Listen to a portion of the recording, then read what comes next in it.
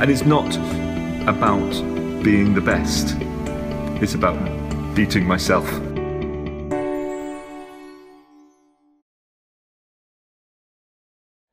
I think there would be two things, if I'm allowed to go for two.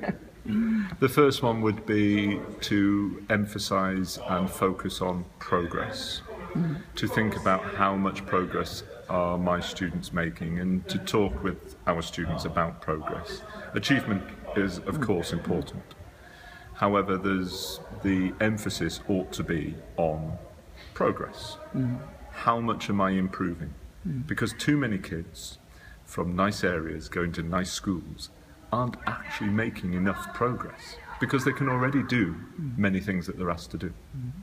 And so it's about, well, how can I draw the attention of my students to progress? And that's a big part of what we've been talking about today. And we looked at some of the ways we could do that. And the second thing is to think about feedback.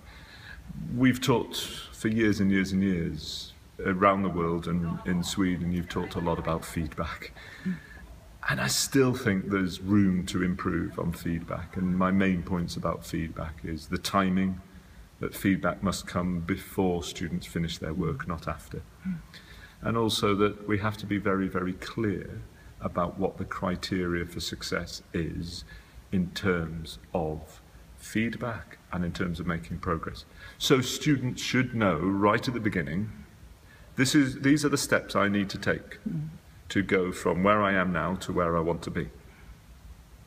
And give them that sense of being able to give themselves that feedback as well as give each other feedback. So there's two things, progress and quality of feedback.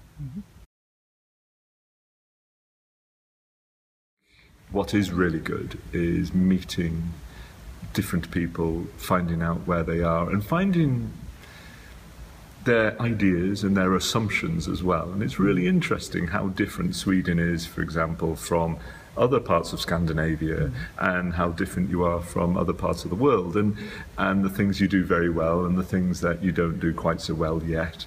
And I find that fascinating. So I love the work, absolutely love the work, and I hope people can see that when I'm presenting. And there's this mix I've got of I'm teaching, still teaching, and I'm working a lot with researchers such as John Hattie and Carol Dweck and many others.